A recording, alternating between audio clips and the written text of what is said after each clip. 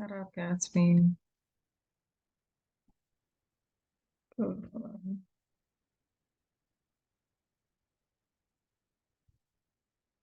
golly.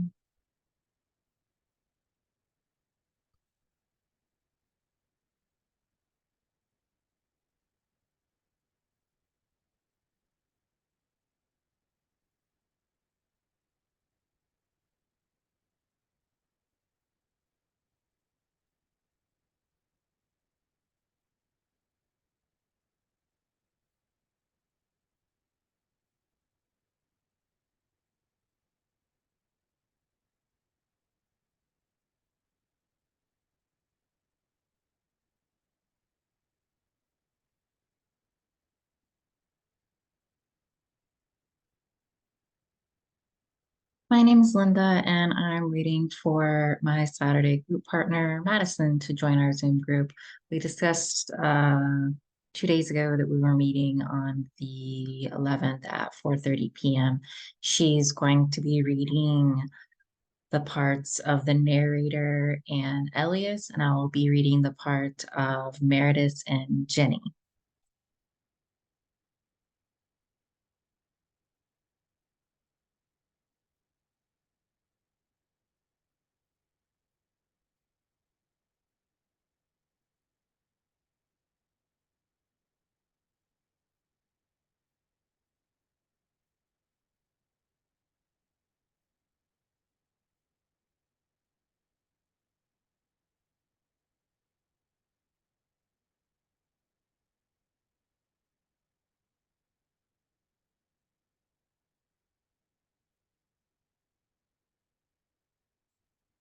I'm just going to read to myself and while I wait for her to get here.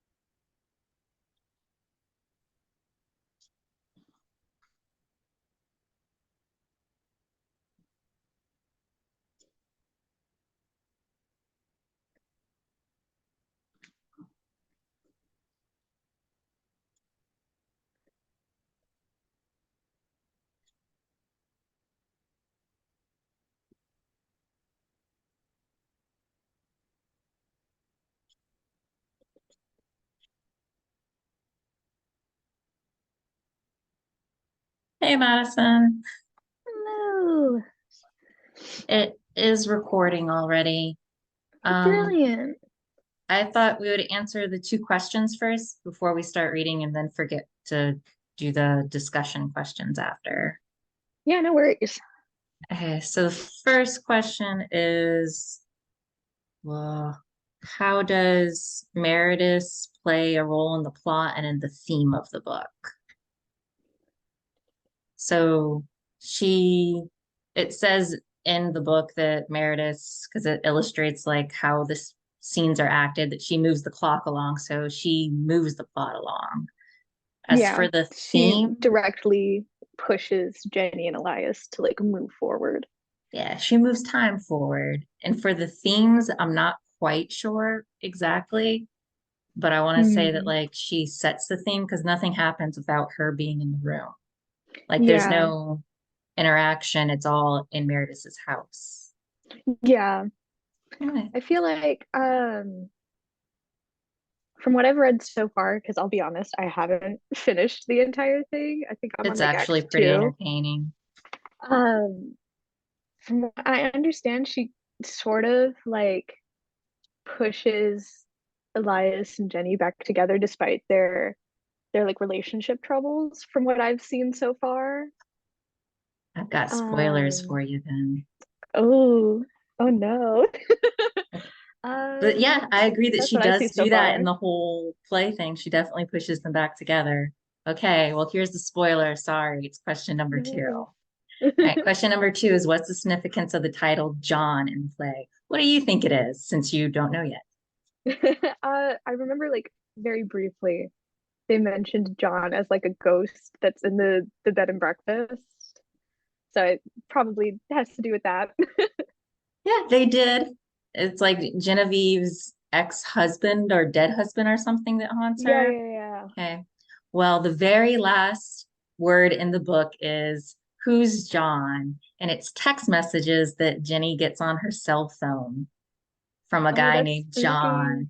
Meredith leans over and sees that like Elias has Jenny's phone and it's been blinking for like days. And she just goes, who's John? Because it's on lock. And like she gets a notification. And that's how it ends at the cliffhanger. She's a cheating Ugh. hussy. That's how it ends.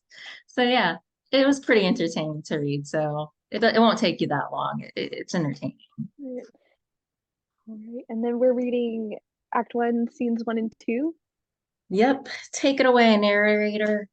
Alrighty. Act One, Scene One. The house is empty. Nighttime. The little jukebox radio is on.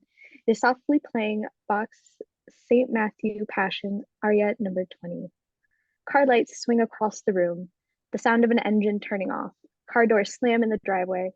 The doorbell rings. 10 seconds later, Meritus shuffles down the steps onto the landing, then shuffles down the second flight of steps on into the parlor. She opens the door and goes out onto the porch. We hear this. Hello. Hi, hello. Hi. So nice to. She fades out, the sound of bags thumping up steps and across the threshold, knocking something aside. Oh my, it's fine. Come in, get warm. Oops, sorry. Meritus holds the door open. Elias and Jenny enter in big winter coats and maybe hats, dragging duffel bags. They look around. Wow, this is great. Yeah. You're home away from home. So lovely. Thank you. She smiles at them and they wait for her to show them to their room. Oh, I almost forgot. She exits behind the French doors. Elias and Jenny look at each other. They smile. Elias mouths, "She's a trip." What? He mouths, "She's a trip" again. What? Meritus re enters with a plate. Peanut butter fudge. Oh, wow. "That's so nice of you." Meritus holds out the plate. They're still wearing coats and gloves, and Elias is holding on to his duffel bag. Jenny takes off her gloves. Elias puts down his bag. He takes off his gloves. They both reach out and take a piece. They stand there awkwardly and take a bite while Meritus watches them. That is good. Delicious. Meritus watches them, beaming. Elias, his mouth full. "I'm Elias, by the way." You were the one I spoke to on the phone. "Yep, and this is Jenny." Hello, Jenny. Hi. "And we should call you." Well, I know it says Meredith on the website, and Meredith Catherine is my proper name, but most people just call me Kitty. Elias swallows the last of his fudge. Jenny lowers the rest of her piece of fudge discreetly to her side. Elias picks up his bag. I bet you'd like to see your room and get settled in. Yeah. Great. Meritus starts walking, then stops. You'll have to excuse my slippers. Of course. "You're excused." I have a blister and it's very late, so I was. "I'm sorry, I know we said 9, but there was crazy traffic and." It's fine. You're just not seeing me at my most glamorous. They all walk towards the stairs. Meritus gestures towards the dining area. Breakfast is from 7 to 9. We call this Paris. They gaze at Paris. See, it's got. Oh, yeah. You can come here for tea or hot cocoa any time of the day or night, like a Paris cafe. Awesome. "Who's that?" That's Eugenia. Meritus continues toward a little nook with a mini fridge and a shelf full of snacks in the dining area. There's Pepsi and seltzer water. Please help yourself to whatever you like. She opens the mini fridge door, closes it, then points to the shelf. And candies and cookies up there. Dangerous. Well, it can be, yes. It can be very dangerous, but I think of it for guests only. I'm on a very strict diet. Stage whisper. What does that even mean? Oh, it's like a loud whisper that the audience can hear. So it'd be like 67 pounds in 4 months. Oh, okay, thanks. I was like, I don't No worries. I did theater in high school, so 60, how good. 67 pounds in 4 months. Now I know. That's amazing. wait, It's the HCG diet. Have you heard of HCG? they shake their heads no. You give yourself these special injections and you cut out all your refined sugar. They don't know what to say to this. There's a wonderful doctor who wrote a book about it. I'll show you tomorrow. Meredith finally heads up the stairs. They follow. Jenny stops on the landing to stare at the doll, then follows Meredith and Elias. On the second set of stairs, Now that is a genuine Civil War era. cool. And let's see, you're in the Chamberlain room. I thought we were in the Jackson. Oh, really? Because the Jackson, I think the Chamberlain is much nicer. I think we asked for the Jackson though. Yes, well, I'm going to be honest with you. The Jackson has a leak in the ceiling. Oh, you probably asked for the Jackson because it's the least expensive, but I'm going to give you the Chamberlain for the price of the Jackson and hope you'll forgive me for not giving you ample warning. Well, thanks for the deal. No, it's okay. They head up the stairs and disappear into the upstairs hallway. Footsteps, the sound of a door unlocking. This next section is heard faintly. We shouldn't catch all of it. Who's tall enough to reach the dolphin? The string with the dolphin. More footsteps. Well, all right. This is my favorite room in the house. I really like the ceiling. That's what we call a memory wheel. Pause. Sound of bags being set down on the floor. Let's see. We have oil heat, and the upstairs gets terribly hot if it stays on at night. So I turn it off at 9 p.m. But some guests like to be toasty while they're sleeping. So there's a little space heater in the closet if you need it. More footsteps. Thank you, Meredith. Kitty. What time do you think you'll be coming down for breakfast? Closer to 7 or closer to 9? Uh, Hmm. I just like to have some sense. Probably closer to 9. Mm-hmm. All right. Young people usually come down closer to 9. I hope you have Exiting a the room. nice sleep and that you enjoy yourselves. Good night. Thanks. Good night. Sound of the bedroom door shutting. Sound of Meritus walking down the hallway and down the second flight of stairs. She steps carefully down to the landing. She continues down the stairs. She walks slowly across the room, switching off all the lamps except one. She does this methodically, with care. As she switches off the last one, she hears some of the following faintly from upstairs and pauses. No, no, you have no idea how I should have the right to say whatever Yes, because that's how I feel. but you said it was this way that Isn't that what you want? I'm telling you how I feel. okay, stop yelling. I'm not yelling. Meritus waits, her hand on the lamp switch, then turns it off. She makes her way across the room. She stops at the little jukebox radio CD player. She changes the music to box passive ooh Mm-mm. for organ in C minor. She changes the hands on the clock to 2:04. The moon rises. She walks to her little curtained set of French doors. She disappears behind them. Scene two. It's 2:04 a.m. The jukebox radio is still playing the Pesica for organ in C Alia, minor. who cares? Yeah. Jenny walks down the stairs, sock-footed, wrapped in a quilt covered in pictures of little girls in bonnets. She thinks for a moment, then walks back up the stairs. Faint sounds of a door creaking open, then a door closing a few seconds later. Jenny comes back down the stairs, lugging a space heater. She lugs it down to the parlor and starts looking around for outlets. She finds an outlet not that near the couch. She looks for another one, for a while in vain. Then she settles on the one that's not that near the couch. She plugs it in, then drags the space heater as close as she can to the couch. It starts humming and blowing. She presses a button and puts it on the setting that makes it turn its little head in circles around the room. She lies down on the couch and tries to get as much of her body as possible under the quilt. She changes her mind about the space heater, gets up, and changes the setting so that it just blows air towards the couch.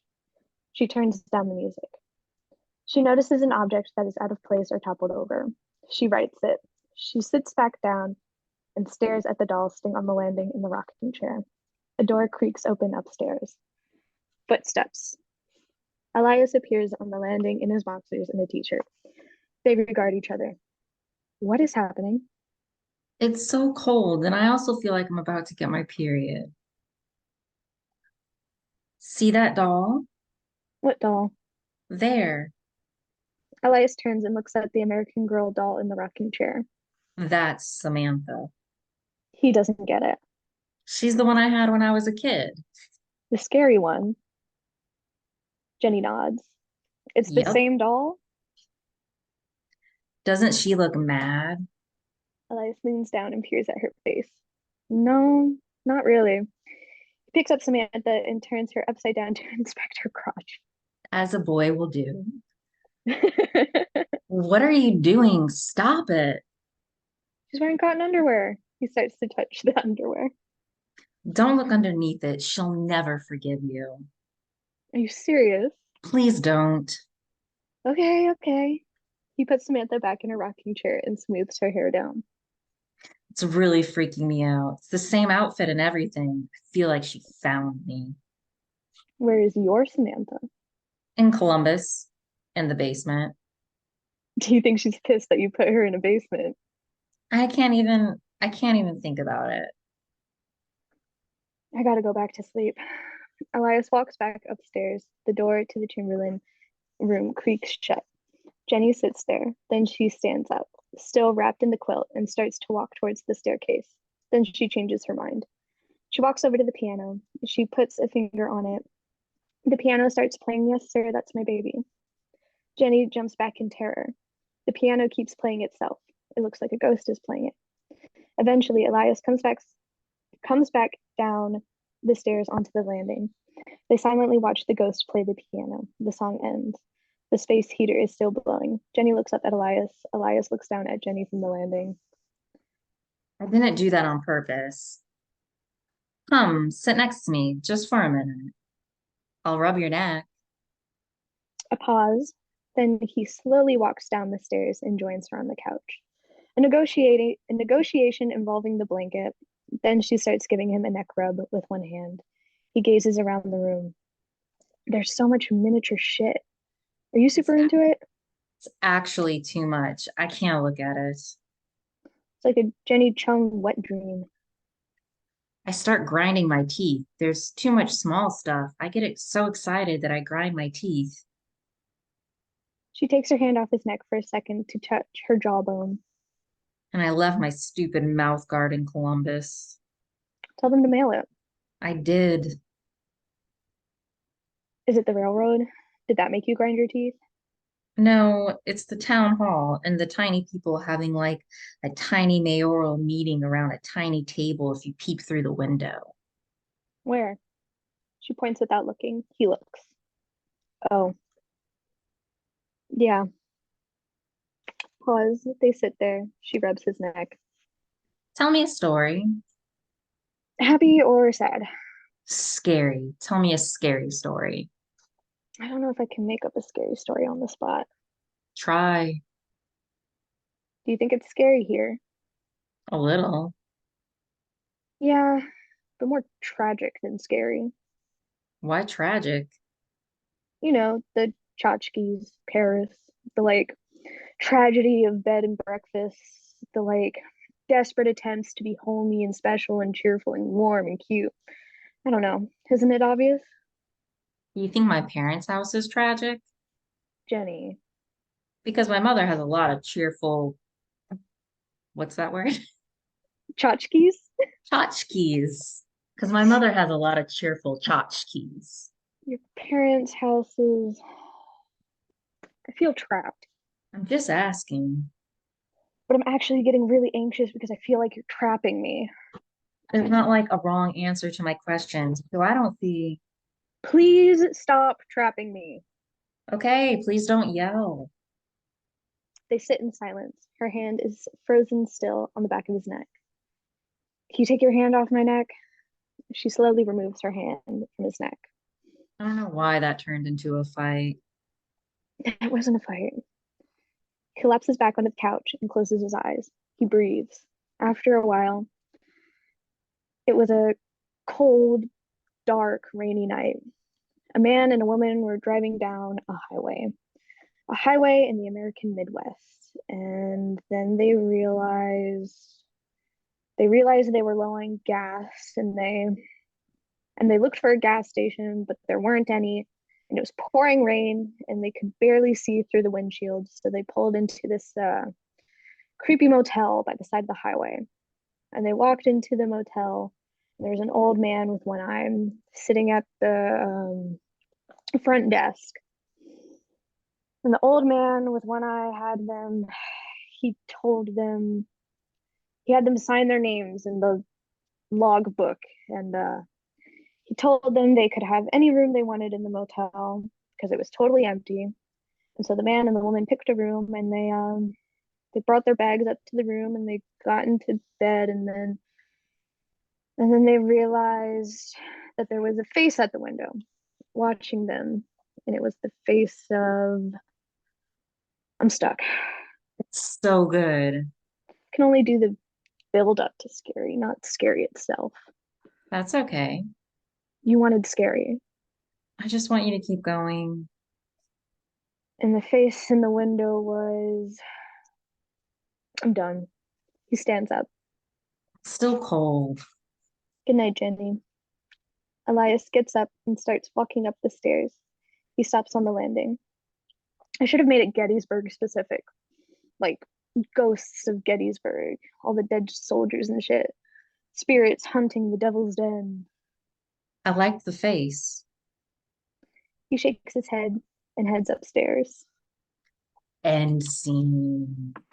Great success. Yay. Well, thanks for reading with me, and I like your pigtails. Thank you. Unintentionally matched. Yeah. I'm gonna upload this immediately when I close it up to Zoom, so you'll see it on the post in like 10 minutes. All right. Bye. Bye. You have a great